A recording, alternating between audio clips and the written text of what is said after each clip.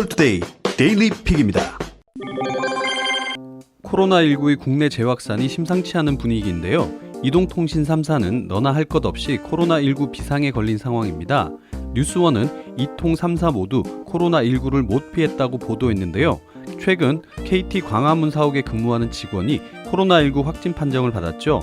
결국 SK텔레콤, LG유플러스에 이어 KT까지 이동통신사 3사 모두 코로나19 확진자가 발생했습니다. KT 직원 A씨는 지난달 접촉한 지인이 확진 판정을 받은 사실을 인지한 1일 코로나19 검사를 받고 자가격리에 들어갔습니다. A씨가 확진 판정을 받자 KT는 A씨가 근무한 광화문 이스트 사옥뿐만 아니라 인근 웨스트 사옥까지 폐쇄하고 근무 직원 전원의 재택근무를 결정했습니다. 이동통신업계 중 가장 먼저 확진자가 발생한 건 SK텔레콤인데요.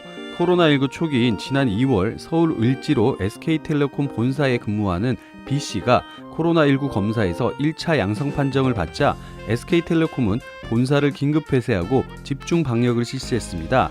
지난 5월에는 서울 용산에 위치한 LG유플러스 용산 사옥에 근무하는 직원 C씨가 확진 판정을 받은 적이 있죠. C씨는 당시 수십 명 이상의 확진자가 발생한 이태원 클럽발 코로나19 집단 감염으로 인해 확진 판정을 받았습니다. 이동통신 3사에서 모두 확진자가 발생한 셈이지만 신속한 추가 조치로 여파 자체는 크지 않을 것으로 예상됩니다. 카카오는 참 다양한 분야의 사업들로 진출하고 있는데요. 이번에는 공룡 포털 네이버가 진을 치고 있는 분야에 뛰어들 모양입니다. 한국일보는 카카오가 기업들을 대상으로 클라우드 사업에 새로 뛰어들었다고 전했습니다. 바로 아이클라우드 사업인데요. 운영은 카카오에서 기업용 사업을 위해 독립한 자회사 카카오 엔터프라이즈가 맡았습니다. 카카오가 10년 동안 쌓은 핵심 기술을 집약했다고 자부하는 아이클라우드는 인공지능 AI를 이용해 소프트웨어 개발을 지원하고 빅데이터 분석 등 특화된 기능을 제공할 예정입니다. 또 자체 기술만 고집하는 것이 아니라 아마존 웹 서비스, 마이크로소프트의 애저 등 외부의 다양한 클라우드 서비스를 연결해 기업들이 자유롭게 선택할 수 있도록 할 방침이죠.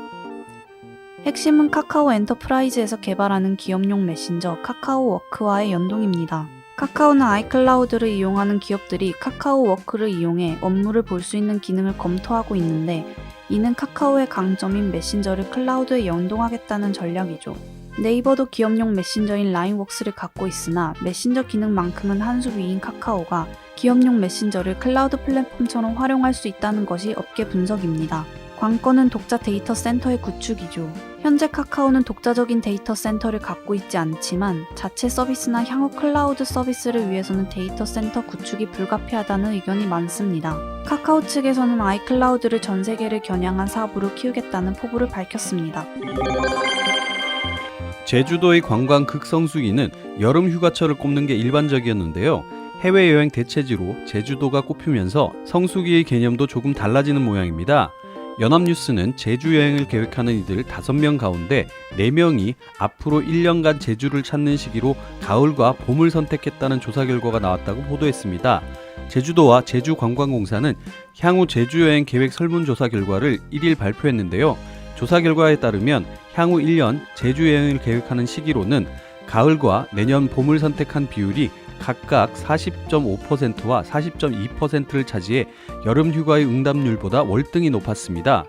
올해 제주 여행을 계획한 이들의 상당수가 여름이 아닌 가을을 선택한 것은 코로나19 사태로 인해 최성수기인 여름 휴가 시즌 여행을 주저한 때문으로 보입니다.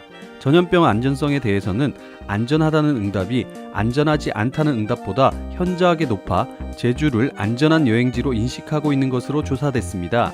향후 제주 여행에서 특별히 우려되는 사항으로는 다른 관광객의 개인 방역 준수 정도가 가장 많았으며 밀집된 공간에서의 실내 감염, 공항, 비행기, 항만, 선박에서의 감염 우려가 그 뒤를 이었습니다.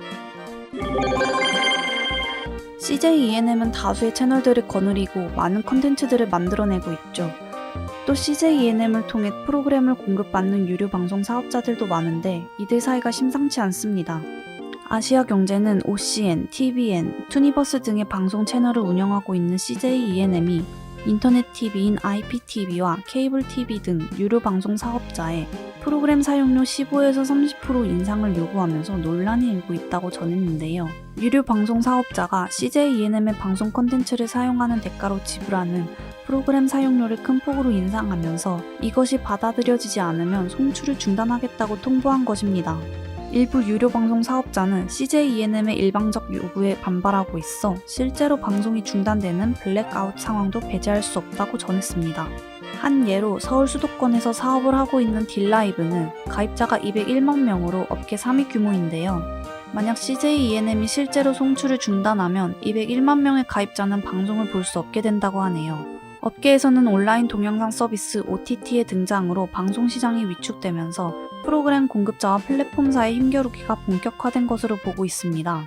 미디어 컨텐츠 산업 관계자는 과거 케이블 TV 등 플랫폼사가 갑의 위치였으나 OTT 시대로 접어들면서 유료 방송은 위축되고 인기 컨텐츠를 제공하는 쪽의 영향력이 커졌다며 홈쇼핑 송출 수수료나 프로그램 사용료처럼 각사의 수익과 직결된 비용 문제를 두고 비슷한 갈등이 반복될 수 있다고 전망했습니다. 코로나19의 백신을 개발하는 것은 최근 전 인류의 가장 큰 바람 중 하나일 텐데요. 조선일보는 뉴욕타임스를 인용해 코로나 백신 개발을 앞당기기 위해 일부러 바이러스에 감염되는 이른바 챌린지 임상시험을 앞두고 전문가들 사이에 논란이 일고 있다고 보도했습니다. 백신 개발 속도를 가속할 수 있다는 주장에 응급 상황에 대처할 방안이 없이 진행되면 위험하다는 반론이 대립하고 있는 것이죠. 표준적인 임상시험은 수천 명에게 백신과 가짜약을 접종하고 바이러스 예방 효과를 비교합니다. 하지만 이들이 곧바로 바이러스에 감염되지 않으면 효과가 있는지 알 방법이 없습니다. 반면 챌린지 시험은 의도적으로 참가자들을 감염인자에 노출하는데요. 소규모 인원이 백신을 접종받고 일부러 코로나 바이러스에 감염되도록 해서 면역력이 있는지를 바로 알아볼 수 있습니다. 미국 의료 시민단체인 하루빨리 즉 원데이 수너는 현재 코로나 백신의 챌린지 임상시험에 자원한 사람이 140국 3만여 명에 이른다고 밝혔습니다. 기부금도 70만 달러를 넘어 직원 3명을 채용할 수 있다고 하죠. 하지만 챌린지 임상을 반대하는 사람들은 과거 챌린지 임상은 위급 상황 시 처방할 수 있는 약이 있었지만 지금은 아니라고 반대합니다. 논란이 가열되자 세계보건기구는 지난달 15일 19인으로 구성된 자문단의 보고서를 발표했는데요. 자문단은 코로나에 걸려도 심각한 증세를 보이지 않을 18세에서 25세 젊은 층이 챌린지 임상의 대상이어야 한다고 공고했습니다. 사람의 말을 알아듣는 인공지능 스피커는 최근 가장 화제가 되고 있는 가전 중 하나가 아닐까 싶은데요. 서울경제는 구글과 국산 인공지능 스피커의 제격도를 예상했습니다. 지난 2018년 말 구글이 사람의 음성 명령을 알아듣는 인공지능 스피커 구글 홈을 국내에 출시하면서 토종 AI 스피커들과 대격돌했는데요. 결과는 토종 제품의 완승이었습니다.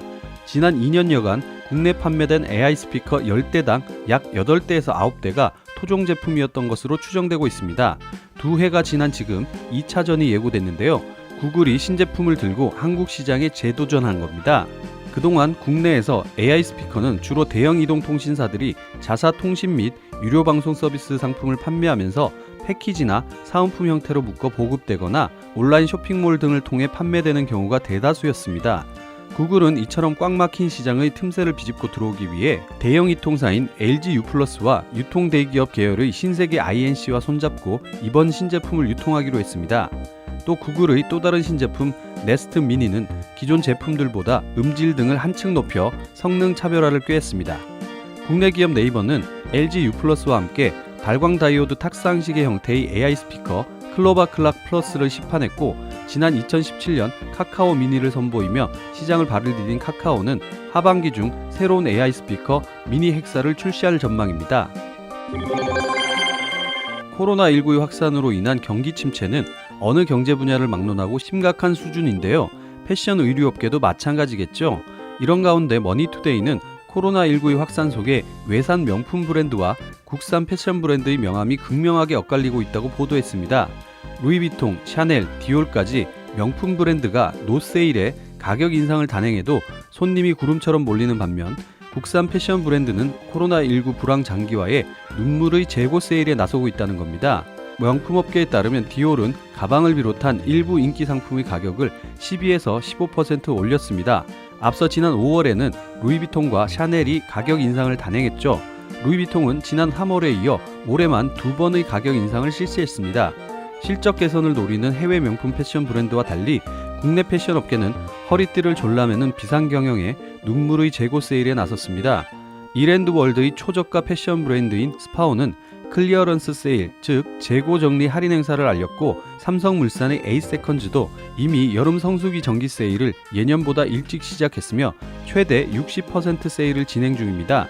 지난달 26일부터 시작된 대한민국 동행 세일과 더불어 3대 백화점과 국내 주요 패션 업체인 삼성물산, LF의 주요 브랜드들도 세일에 동참하고 나섰습니다. 행복한 하루 디지털투데이였습니다.